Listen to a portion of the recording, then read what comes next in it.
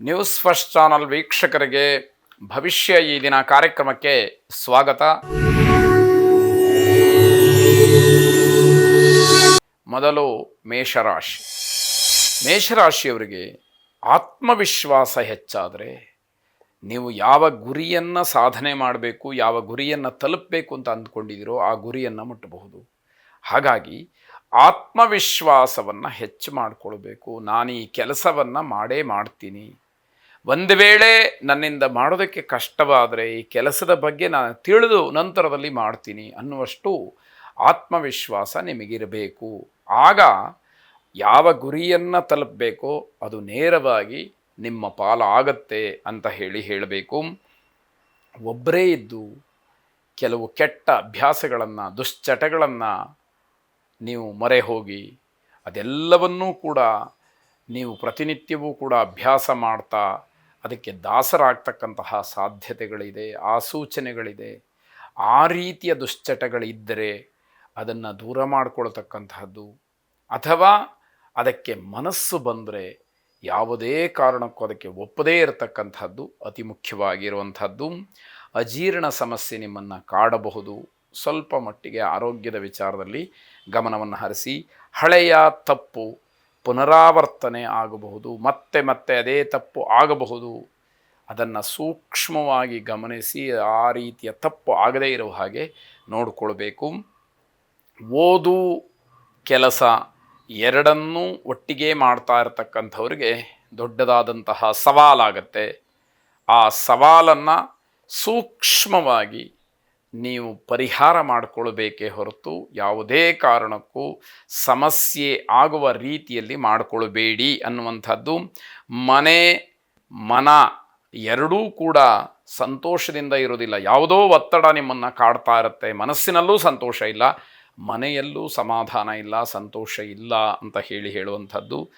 ಧ್ಯಾನವನ್ನು ಮಾಡಿ ಮನಸ್ಸನ್ನು ಸ್ವಲ್ಪ ಮಟ್ಟಿಗೆ ಪರಿಶುದ್ಧತ ಭಾವನೆಯಿಂದ ಇರುವ ಹಾಗೆ ಕಾಪಾಡಿಕೊಳ್ಳಿ. ಅದು ನಿಮಗೆ ವಿವೇಕ ಶಕ್ತಿಯನ್ನು ಹೆಚ್ಚು ಮಾಡುತ್ತೆ.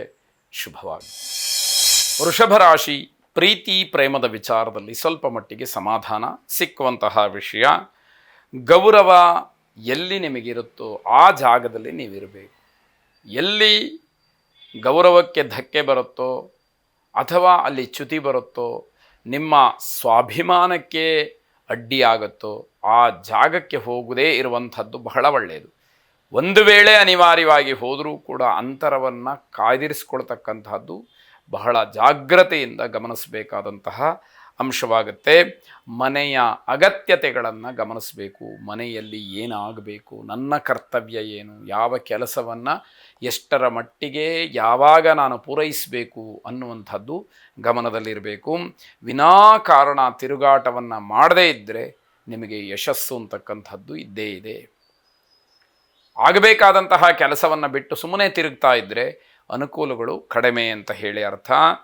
ವಿವಾಹದ ವಿಚಾರವನ್ನು ಪ್ರಸ್ತಾಪ ಮಾಡಿದರೆ ನಿರಾಸೆಯಾಗ್ತಕ್ಕಂಥದ್ದಿದೆ. ಹಾಗಾಗಿ ಆ ವಿಷಯವನ್ನು ಇವತ್ತು ಪ್ರಸ್ತಾಪ ಮಾಡೋದಕ್ಕೆ ಹೋಗಬೇಡಿ ಅನ್ನುವಂಥದ್ದು. ಸಾಲದ ವಿಚಾರವೂ ಕೂಡ ಯಥಾ ಪ್ರಕಾರ ಬೇಡವೇ ಬೇಡ ಅನ್ನುವಂಥದ್ದು.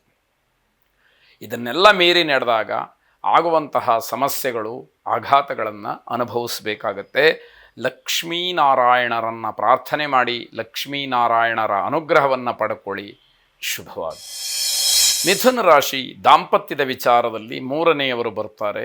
ಅವರೇನೋ ತಿಳುವಳಿಕೆ ಹೇಳ್ತಾರೆ. ಇದು ತುಂಬ ಬೇಸರಕ್ಕೆ ಕಾರಣವಾಗ್ತಕ್ಕಂಥದ್ದು.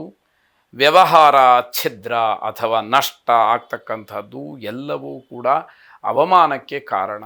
ವ್ಯವಹಾರದಲ್ಲಿ ಮನಸ್ತಾಪಗಳು ಬರತಕ್ಕಂಥದ್ದು, ಎಲ್ಲೋ ಕಾಪಾಡಿಕೊಂಡು ಬಂದಂತಹ ಮರ್ಯಾದೆ ಎಲ್ಲವೂ ಕೂಡ ರಸ್ತೆಯಲ್ಲಿ ಹರಾಜಾಗ್ತಕ್ಕಂಥದ್ದು. ಇದು ಮನಸ್ಸಿಗೆ ತುಂಬ ನೋವನ್ನು ಉಂಟು ಮಾಡುವಂತಹ ಕೆಲಸವಾಗತ್ತೆ. ಲಾಭ ಅಥವಾ ಹಣದ ವಿಚಾರಕ್ಕೆ ತಾತ್ಕಾಲಿಕವಾಗಿ ನೀವು ಹಿಂದಿನ ಪರಿಸ್ಥಿತಿಯನ್ನು ಜ್ಞಾಪಿಸ್ಕೊಳ್ಬೇಕು. ಯಾವ ರೀತಿ ಇದ್ದಿರಿ, ಹೇಗಾಯಿತು, ಇವತ್ತು ಯಾವ ಸ್ಥಿತಿಯಲ್ಲಿದ್ದೀವಿ, ಇದನ್ನು ಜ್ಞಾಪಿಸ್ಕೊಂಡಾಗ ಆ ದುಡ್ಡಿನ ಮಹತ್ವ, ಲಾಭದ ಮಹತ್ವ ಗೊತ್ತಾಗುವಂಥದ್ದಾಗತ್ತೆ. ಆಸ್ತಿಯ ವಿಚಾರಕ್ಕೆ ನಿಮಗೆ ಒಂದಷ್ಟು ವಿಚಾರಗಳು ಮಾರಕವಾಗ್ತಕ್ಕಂಥದ್ದಿದೆ. ಬಂಧುಗಳಿಂದಲೇ ನಿಮ್ಮ ವೃತ್ತಿಯ ಬಗ್ಗೆ ಪೆಟ್ಟು ಬೀಳಬಹುದು. ಅವರೇ ಇಲ್ಲಸಲ್ಲದ ಅಪವಾದಗಳನ್ನು ಮಾತುಗಳನ್ನು ಹೇಳುವಂಥದ್ದಿರುತ್ತೆ. ನಿಮ್ಮ ಸ್ವಭಾವವನ್ನು ಸ್ವಲ್ಪ ಮಟ್ಟಿಗೆ ಬದಲಾಯಿಸ್ಕೊಳ್ಳಿ. ಯಾರ ಮಾತಿಗೆ ಕಿವಿಯನ್ನು ಕೊಡಬೇಕು, ಯಾರ ಮಾತಿಗೆ ಆದ್ಯತೆಯನ್ನು ಕೊಡಬೇಕು, ಯಾರ ಮಾತಿಗೆ ಗೌರವವನ್ನು ಕೊಡಬೇಕು, ಯಾರ ಮಾತನ್ನು ಕೇಳಿಯೂ ಕೇಳದಂತಿರಬೇಕು, ಇದು ನಿಮಗೆ ಗೊತ್ತಾಗಬೇಕಾದಂಥದ್ದು. ಕುಟುಂಬದ ಮೂಲ ದೇವರನ್ನು ಪ್ರಾರ್ಥನೆ ಮಾಡಿ. ಶುಭವಾಗಿ. ಕರ್ಕಾಟಕ ರಾಶಿ, ಕುಟುಂಬದ ಹೆಂಗಸರಲ್ಲಿ, ಮಾತೆಯರಲ್ಲಿ ಅವರ ನಡವಳಿಕೆ ವಿಚಾರದಲ್ಲಿ ತುಂಬ ಬೇಸರವನ್ನು ಹೊಂತೀರಿ.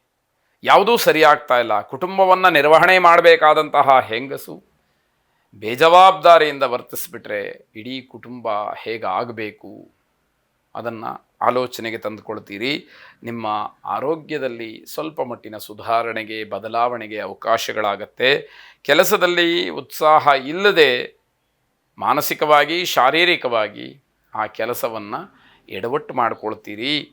ಹಣದ ವಿಚಾರಕ್ಕೆ ತೊಂದರೆಯನ್ನು ಅನುಭವಿಸ್ತೀರಿ. ಯಥಾ ಪ್ರಕಾರ ಅದು ಬೇಸರಕ್ಕೆ ಕಾರಣವಾಗುತ್ತೆ.